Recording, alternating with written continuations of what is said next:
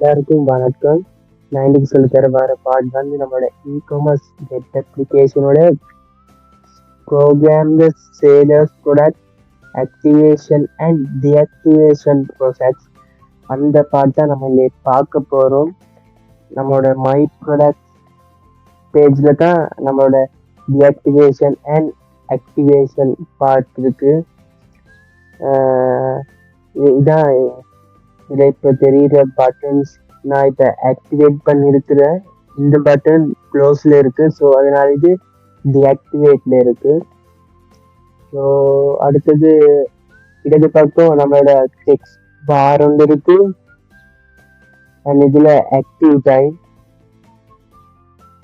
அடுத்தது radio buttons இருக்கு. அதில் நியூவர்ஸ் அண்ட் ஓல்டர்ஸ் இருக்கு. ஸோ என்னென்னா நியூவர்ஸ் to olders and olders to நியூவர்ஸ், அதாவது புது ப்ராடக்ட்ல இருந்து பழைய ப்ராடக்ட் அண்ட் பழைய ப்ராடக்ட்ல இருந்து புது ப்ராடக்ட் வரைக்கும் அப்படி இருக்கு ரெண்டுலையும்.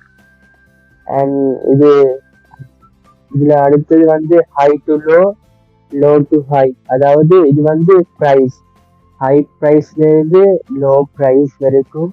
இதுல லோ டு ஹைல லோ ப்ரைஸ்ல இருந்து ஹை ப்ரைஸ் வரைக்கும்.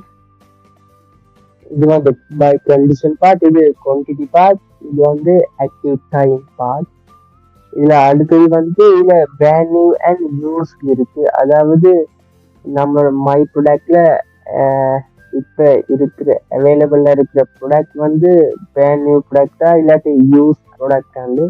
நான் இதுல ஆட் பண்ணிருக்கிற எல்லா ப்ராடக்டும் பிராண்ட் நியூ ப்ராடக்ட் தான் இருக்கு. ஸோ நான் யூஸ் ப்ராடக்ட் இன்னும் ஆட் பண்ணல. ஸோ ஓகே, நான் இப்போ காட்டுறேன். நம்மளோட brand new radio button click பண்ணி நான் இது ஷோர்ட் பட்டன் கிளிக் கொடுத்தா தான் நம்மளோட பிராண்ட் நியூ ப்ராடக்ட்ஸ் இருக்கிற ப்ராடக்ட்ஸ் எல்லாம் காட்டும். ஸோ நான் இப்போ ஷோர்ட் பட்டன் கிளிக் பண்ணுறேன். ஓகே, ஷோர்ட் பட்டன் கிளிக் பண்ண பிறகு நம்மளோட பிராண்ட் நியூ ப்ராடக்ட்ஸ் எல்லாம் காட்டும்.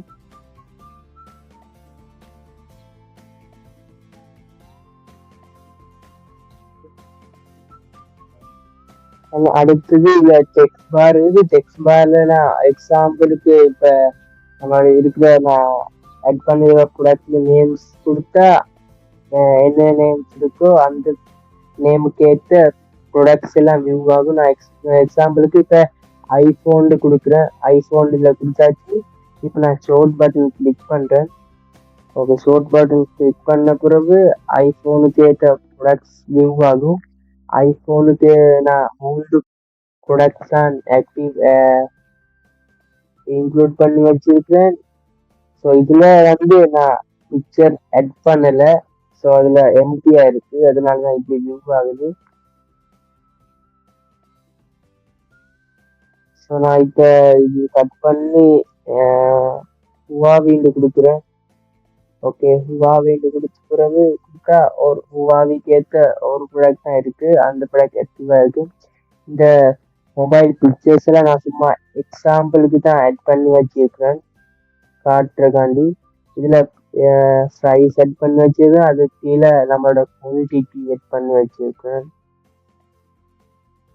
இந்த கிளியர் பட்டன் கிளிக் பண்ண நம்ம இந்த இடத்துல ரீஃப்ரெஷ் ஆகி மறுபடியும் தொடக்கத்துக்கு வரும்.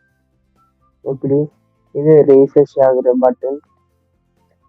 இதுல வந்து இப்ப ஆக்டிவேட்ல இருக்கு. நான் இப்ப இது டீஆக்டிவேட் பண்றேன். ஓகே, இப்ப இது டீஆக்டிவேட் ஆயிடுச்சு. இப்ப நான் மறுபடியும் இது ஆக்டிவேட் பண்றேன்.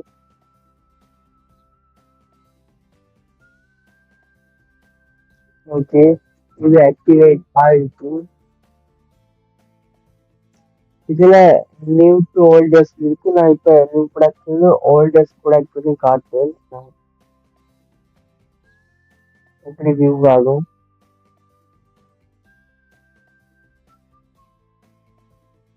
இப்போ ஓல்டர்ஸ் டு நியூவர்ஸ். அடுத்தது ஹை ப்ரைஸ்ல இருந்து லோ ப்ரைஸ் வரைக்கும்.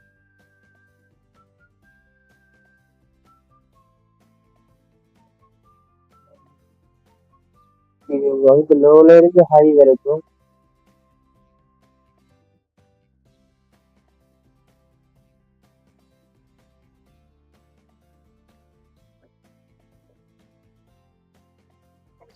அடுத்து இதுல பிராண்ட் நியூ, எல்லாம் பிராண்ட் நியூ இருக்கிறதாண்டி இப்படி அந்த ப்ரொடக்ட்ஸ் எல்லாம் காட்டும். இப்ப யூஸ் கிளியர் பண்ணிக்கிறேன். இப்ப யூஸ் இருக்கு, யூஸ் கிளிக் பண்ணா நம்ம யூஸ் பேக் ஆட் பண்ணதை ஒரு இமேஜும் சாரி ஒரு ப்ராடக்டும் வியூ ஆகாது. இப்படி எம்டியா காட்டும்.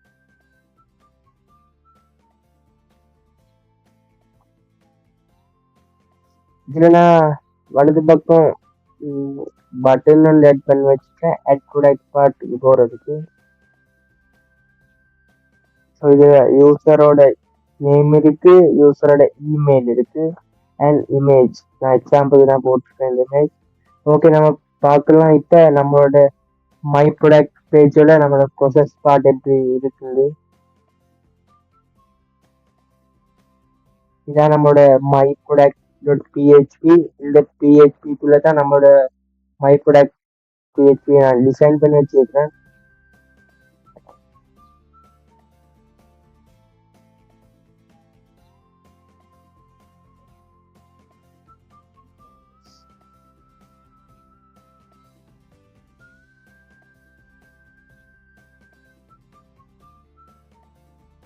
இதுல ரெண்டு பட்டன்ஸ், இது ஷார்ட் பட்டன் தான் கிளியர் ஷார்ட் பட்டன்ஸ் ஆட் பண்ணி வச்சிருக்கேன். இது ஒன் கிளிக்ல நான் கொடுத்து வச்சிருக்கேன். இது ஃபங்க்ஷன் நம்ம பார்ப்போம் ஜேஎஸ்ல. ஓகே, இதான் அந்த ஃபங்க்ஷன் ஷார்ட் பட்டன்.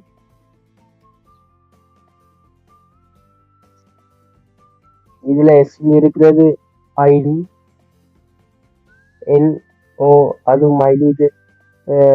இது வேரியபிளுக்கு அனுப்பி வச்சிருக்கிறேன். இது 0 1 2 இருந்து நம்மளோட வியூ ஆகும். இது வந்து நம்மளோட குவான்டிட்டி பார்ட், இது வந்து கண்டிஷன் பார்ட்.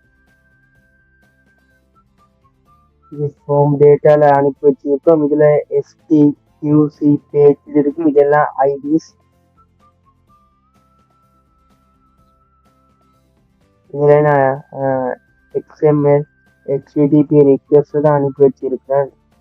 அண்ட் இதுல ஷார்ட் process.php கொடுத்து வச்சிருக்கேன். இது வந்து இந்த ஃபங்க்ஷன் வந்து நம்மளோட கிளியர் ஷார்ட் ஃபங்க்ஷன், அதாவது நம்மளோட பேஜ் ரீட் அவுட் பண்ற ஃபங்க்ஷன். இப்போ காட்டுற நம்மளோட ஷார்ட் process.php. ஓகே, இதான் நம்மளோட ஷார்ட் process.php. இதுல நம்ம PHP ஸ்கிரிப்ட் ஓபன் பண்ணி தான் வச்சிருக்கோம். அண்ட் அடுத்தது செஷன் ஸ்டார்ட் பண்ணி வச்சிருக்கோம். அதுக்கப்புறம் நம்மளோட இன்க்ளூட் பண்ணி வச்சிருக்க நான் நம்மளோட connection.php. அண்ட் இதுல நம்மளோட ப்ரோசஸ் எல்லா பேஜ்லயும் நம்மளோட யூசரோட இமெயில் தான் வியூ ஆகும், யூசரோட இமெயில் அண்ட் நேம்.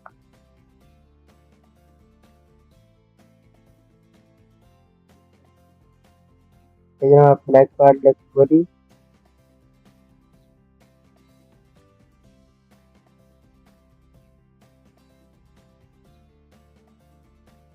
நம்மளோட மை ப்ராடக்ட் பார்ட்ல நம்மளோட ப்ரோசஸ் என்னண்டா நம்மளோட ப்ரோசஸ் பார்ட் இந்த பார்ட்ல தான் நடக்கும்.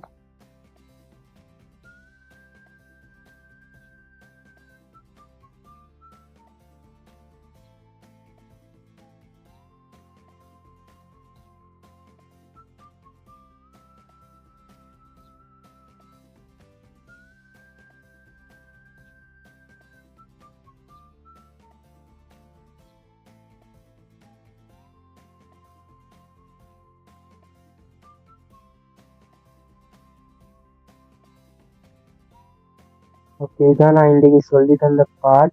நான் நெக்ஸ்ட் வீடியோல சொல்லித்தர நம்மளோட design responsive product searching page எப்படி நம்ம டிசைன் பண்ண போறோம்.